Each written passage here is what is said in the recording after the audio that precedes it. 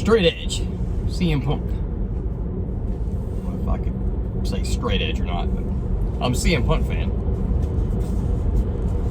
How is everybody doing today? What is today? I don't even know what today's date is. Today's date is the 16th. Alright, so the 16th. Hope everybody's been doing good. Hope everybody had a good day. I had a tough day yesterday.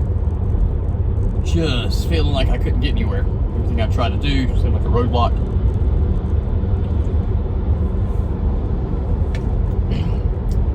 You can't push clients, you know, like I've been talking about the past few days. That is my fault. Like, I should be better prepared as far as money-wise.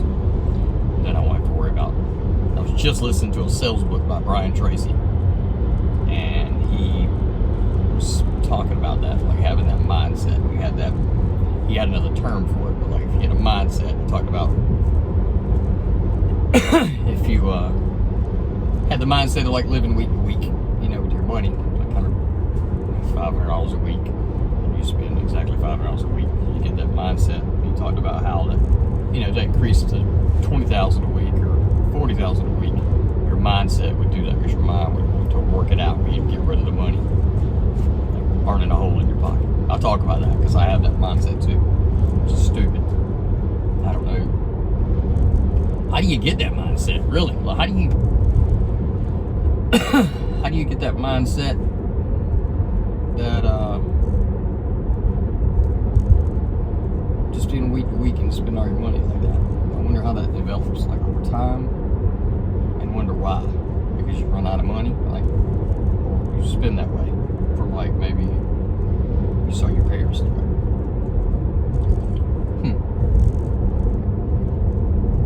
That would be interesting to kind of follow down the rabbit hole, like why that happens. Like this right here, FSD in my car. Why it's stopping at this green light.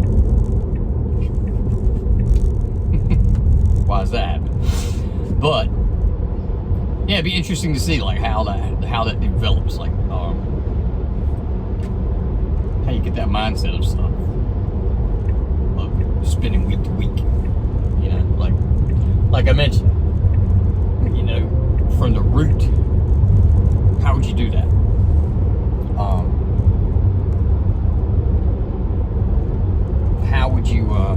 How would you develop it if you weren't taught it? You know, like you had to get the trait from your mom or dad, maybe, or hearing them say like, oh, I got $200 to last me until Friday. I got $100 to last me till tomorrow. And man, I'm glad Friday's coming around because I'm out of money. Like, listen, I've certainly not been a millionaire by any far stretch of the imagination, or probably even into the six figures. You know, I mean, definitely not into the six figures. But I will say I've made a lot of money, and I've been financially, I'll say financially free. In other words, by that, it's probably not accurate, but by that I mean like I lived every day. I didn't really like go crazy over, you know, I didn't get rims or I said rims, like that's a big thing now. I didn't get, you know, I didn't go out and get a bunch of crazy stuff, in other words. Like at the time I went out and bought like a Toyota RAV4. I took my kids on a couple of cruises. No, I took my kids on a cruise, but that was it. I didn't do anything. It was nice having money to just whatever I wanted to do. It like wasn't a thought. And saying that, you know, I mean, that won't like, you know, oh, if I wanted to get on a private jet, I could have just got on a private jet and drove to Vegas, or you know, I flew to Vegas. Probably a long trip. I drove the plane to Vegas, but you know what I'm saying, like. I don't know. I just enjoyed not having to even think about it. Like, to my level of what my lifestyle was. And that was just at the time. That was just me and my son. You know, occasionally my daughter. And we just, you know, whatever we wanted to do, we did it. And there wasn't anything extravagant, lavish or anything. That was just, that's how I wish I could get it back to. But I don't know how you get stuck in this mind thing, because now, you know, there's months I make a lot of money doing this, video stuff. And sometimes I look back and I was like, Jesus. Like, I don't remember, how did I spend that? I don't remember spending that. As I sip on the $7 Starbucks coffee.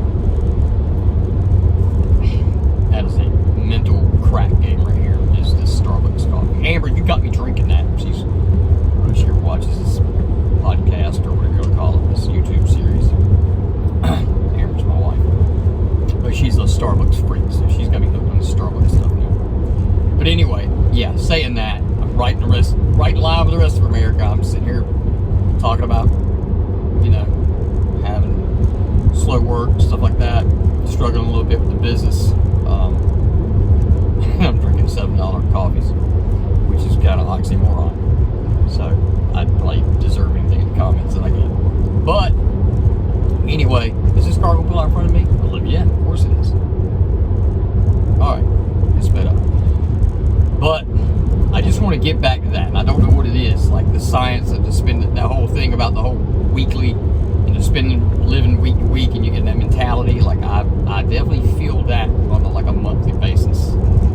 Spend to the, like, I need to learn to put away. Why I don't? God, it's so crazy. And then, like, you know, the businesses and stuff, you know, nobody knows if you run your own business, you know, you instead of having that little part of your check, like if you work, you know, like 9 to 5, it takes all your taxes out. You know, you got to do all that stuff yourself, responsible. You got to be responsible for doing it yourself. If I didn't have Amber and she wasn't like a tax person,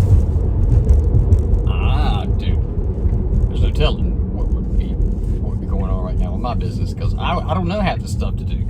Coming in raw with, you know, no guide to show you what to do. I mean, I tried to look it up on, you know, Google, learn that, you know, when I opened the business. But man, she knows all the tax stuff, so like that helps a bunch. But I don't know any of that, what to do, or she handles all that for me. So I'm extremely fortunate that I have her for that purpose. Not have her for that purpose. She's my wife and I love her. That's why she's my wife. You know what I'm saying? Like, for the tax purposes, I'm very blessed that she's there, because I would be screwed if she wasn't.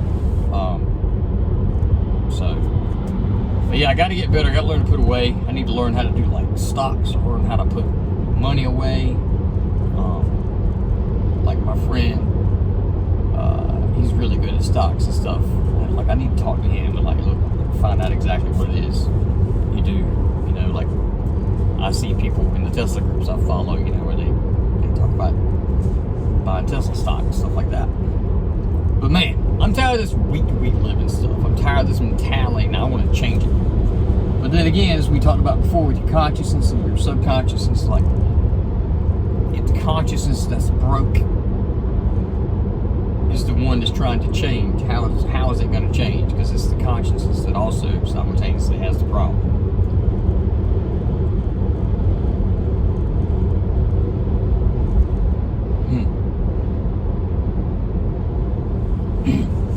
It's a question. But I know it can be done, you know? I don't know, maybe this is what people call God, you know? So like, God came in my life and did this, you know, whatever you want to call it. I'm not like religious in the American Christian kind of way, but I don't really have any idea, but I know like what we call ourself, you know, our id is crazy powerful. I've done crazy powerful things with just my subconsciousness thoughts producing, you know, instead of thinking this way. And I know thoughts come into reality. I know thoughts create reality.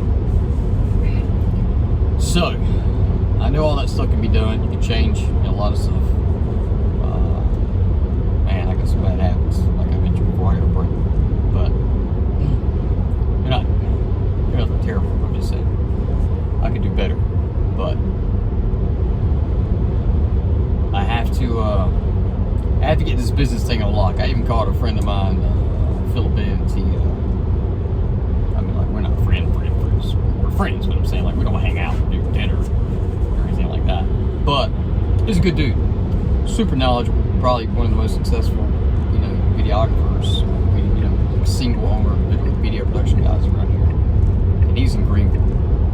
And you know, he does some huge weddings, and he's done like Scotty McCrew's wedding. And he just very cool guy. Some people take it wrong, like some people say he's like cocky or something like that. But I don't know. I see it as confidence. He's never talked down to me. He's never, you know, talked condescending towards me. So we're good as long as you do that.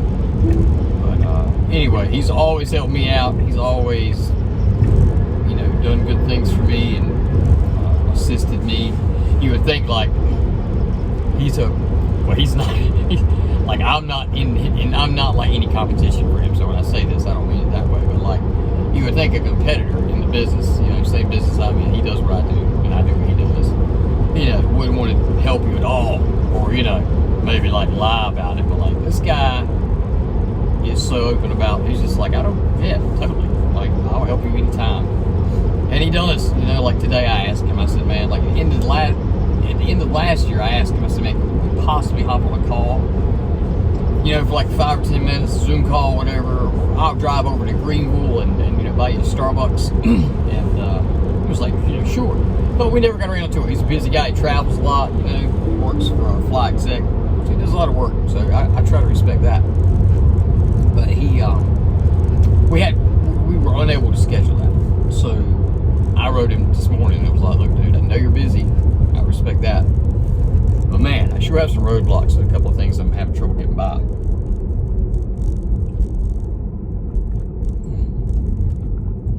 Pardon me, guys. I'm trying to drink this coffee before it gets cold. I don't like cold coffee.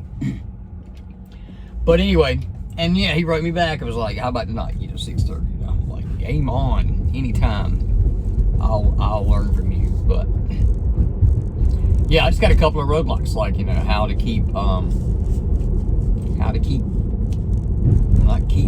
get the clients where I can obtain them for like, you know, constant work. Like I don't know what kind of packages he offers.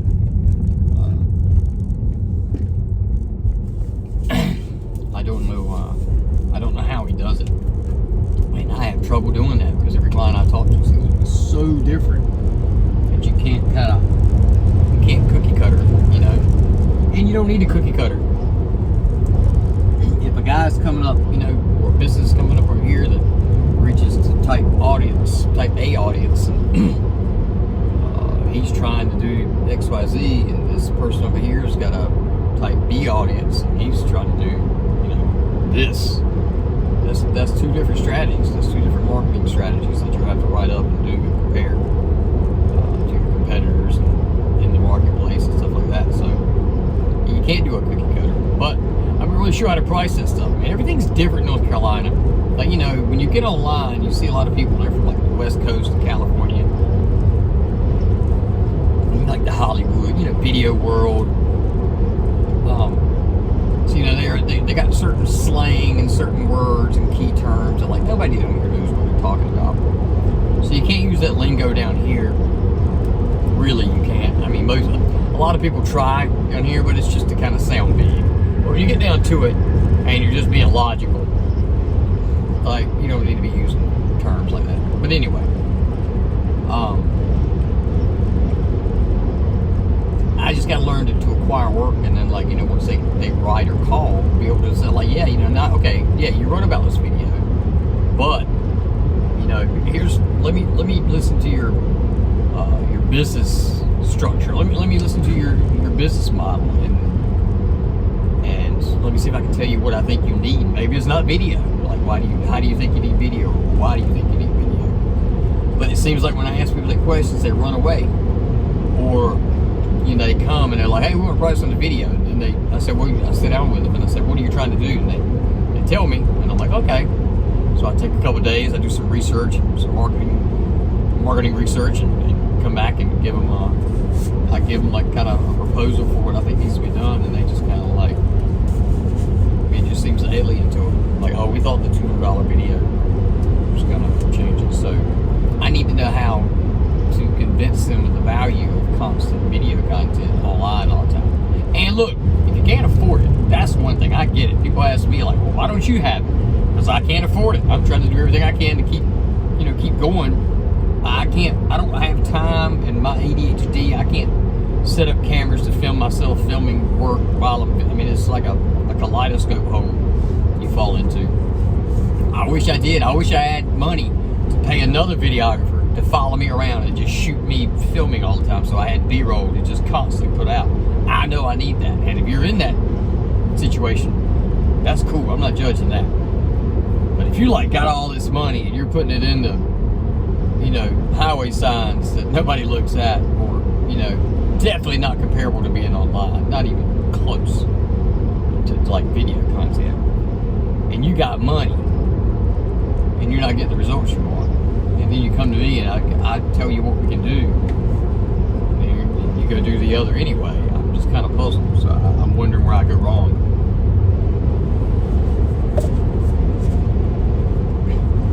Perhaps I don't do well at convincing the client of that. I talked to the client yesterday about, you know, they're about to do a product launch. I think I could do them some good, you know.